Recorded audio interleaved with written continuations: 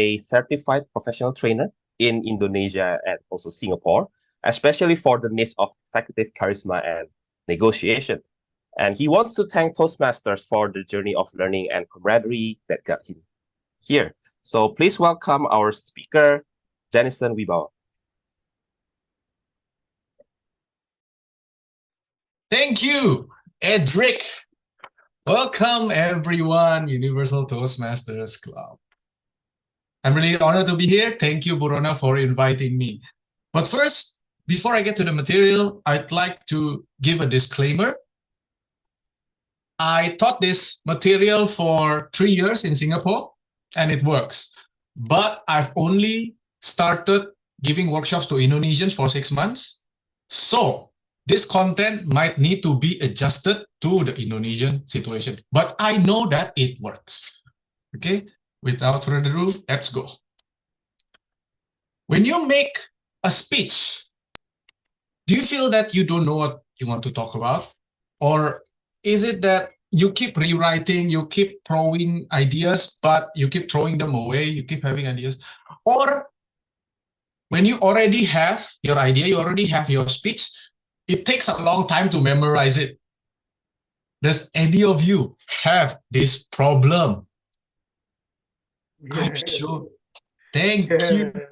Yes, thank you for the raised hands. Please lower your hand.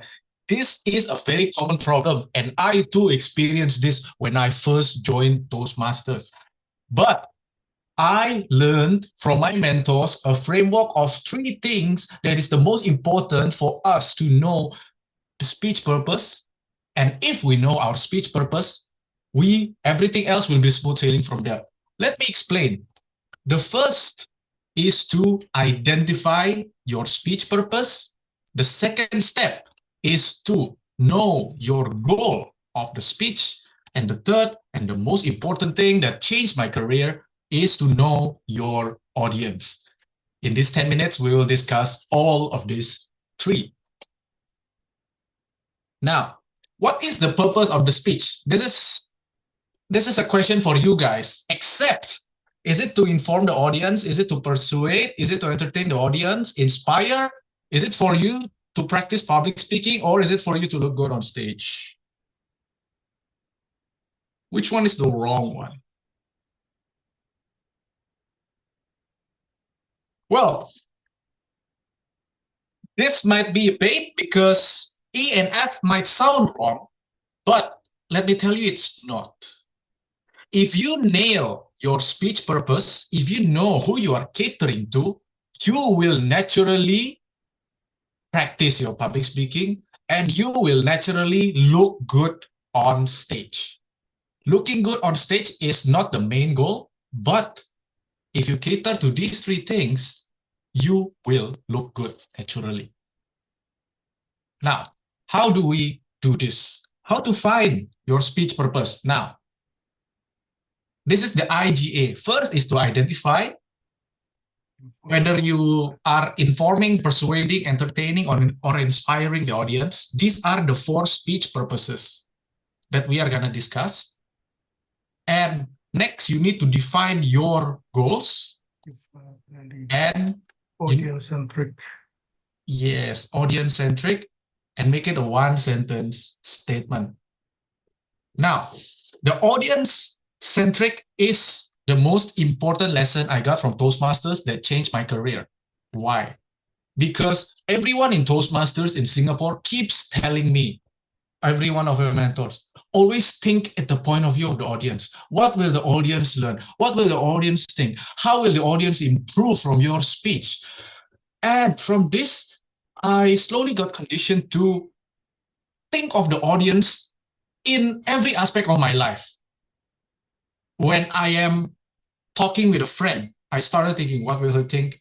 How can I make his day better? When I'm talking with my boss, I started thinking that, and my relationship with my boss suddenly became great and I got a promotion. When I'm talking to my girlfriend, things went way better because I know how to position myself in the view of the audience. So now let's go to the how. I'm sure you want to know, right?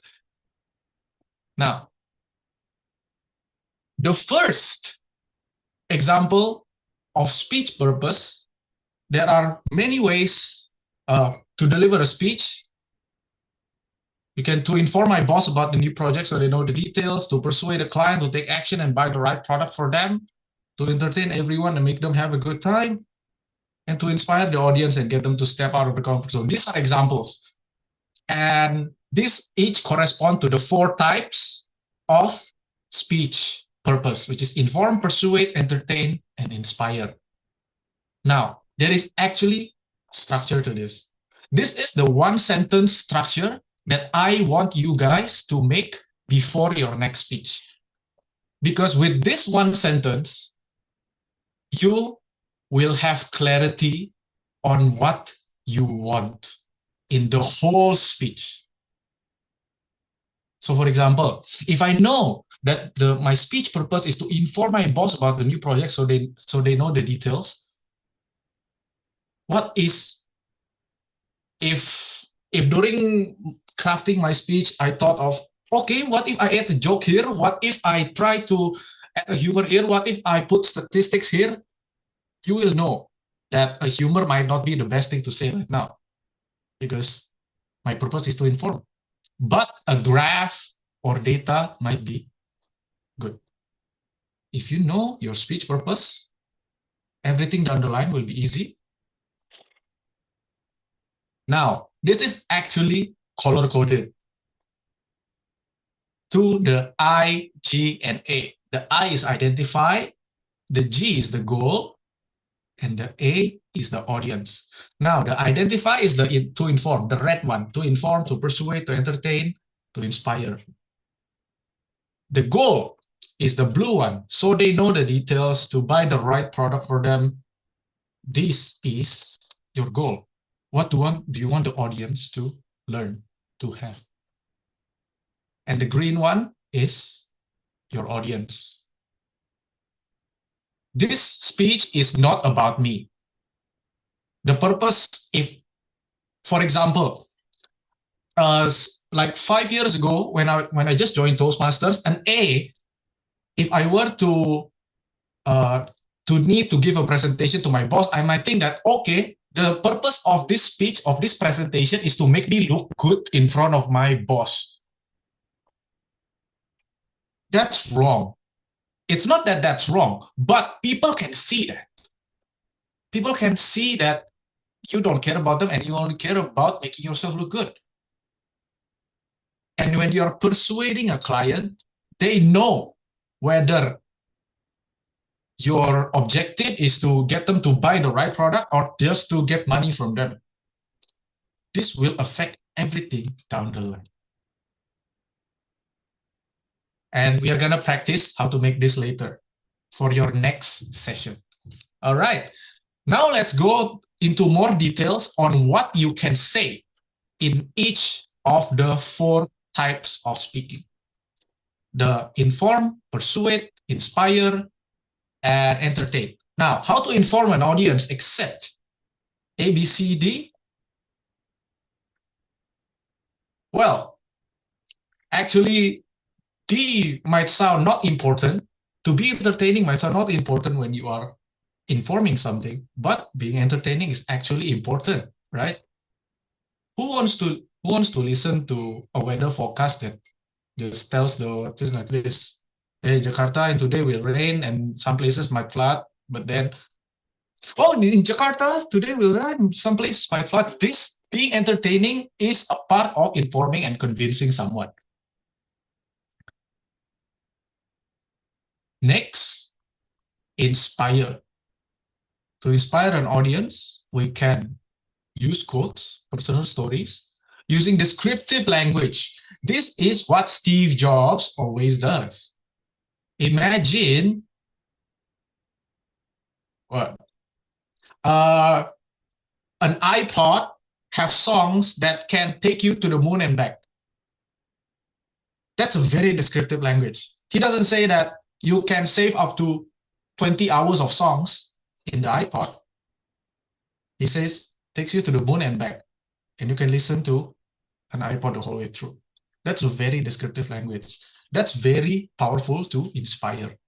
But I'm not going to go deep here. This is just tools you can use. And what is next? Wait. I missed something. Okay, for some reason, 2 slides disappeared. Well, I'm just gonna go off my intuition here. No. Okay, this is the right one. How to persuade an audience. Technical difficulties there. Pardon me. Persuade an audience. You can use emotional persuasion or logical persuasion. For those of you in sales, you will know this. Logical persuasion is referrals or track record, statistics. Emotional persuasion is stories. If you're selling insurance, you will always hear that, oh, I have a friend that didn't think insurance was important, but then but then he kena hit by a motorcycle, and then he's thankful that insurance helped him. That's emotional persuasion. You can also relate with the audience. And the most important thing is to be likable. Because if people don't like you, there's actually research on this that 85% of persuasion is actually how people like you. They will pay 50% more of a product just so they don't have to buy from someone they don't like. And 6, to entertain. To entertain, you can use humor. Of course, we know. Some of you did a humorous speech. Personal stories. To organize a speech in such a way that, like a stand-up comedian, right? Their speech is always organized in such a way that the humor stack on top of each other. They are not separated. They don't just say catchphrase A, catchphrase B, catchphrase C, but catchphrase B always builds on catchphrase A, and so on and so forth. That's the power of organizing a speech, and we can all learn from it. And giving a call to action is even more important when you are entertaining, because if you don't give a call to action, people don't take away home anything. 5 minutes later, they ask, what did you learn from uni speech? Nothing, if you don't have a call to action. What did you learn from my speech? Nothing, if I don't have a call to action. Okay? Now, that is all for how to create your speech purpose, how to lay it, how to put it on paper so that you can shine down the line.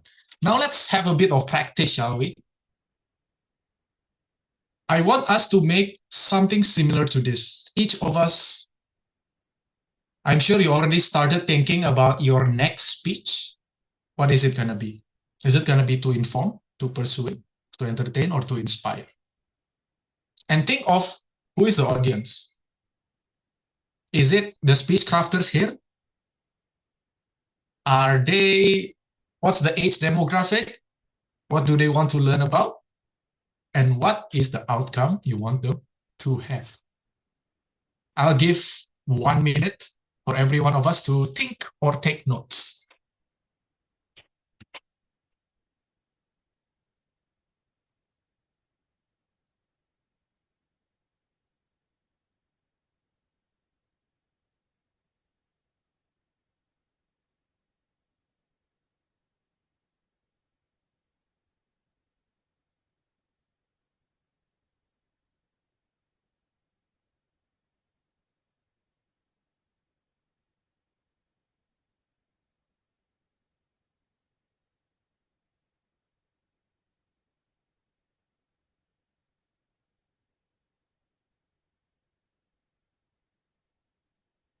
Yeah, I think we have plenty of time. Before we end, may I have one person share what is gonna be the speech purpose for their next speech? One sentence. One person. Please unmute yourself.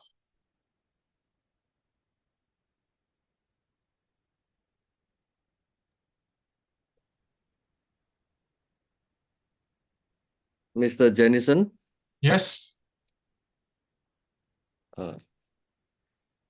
My speech purpose for my next speech will be to inspire my employee and get them to step out of their comfort zone and to do the continuous learning, sir.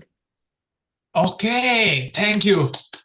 Thank you, Alex, and give a round of applause for Alex. That's precisely what we need. And thank you. Please mute yourself. Now, the most important thing is first to create it, and second is to not forget about it. Because down the line, when you are making the speech, you might have thoughts, you might have doubts, right? You might, oh, is this good enough? Oh, should I say this or say that? Oh, what will they think if I say this? But when you have doubts, go back to your speech purpose. The purpose of this speech is to inspire my employees to step out of their comfort zone, right? So does it matter if you feel embarrassed? If they get to step out of their comfort zone? Does it matter if they need to do a bit of work? This makes us go back to the most important things. Thank you, Alex, for a wonderful example. Okay, Thank you. with that is all. Just have one example for us, and yeah, we're gonna have our breakout rooms later, right? And I know my slides is beautiful, so here's the slides. If you want the slides, just scan this QR code and it will automatically download.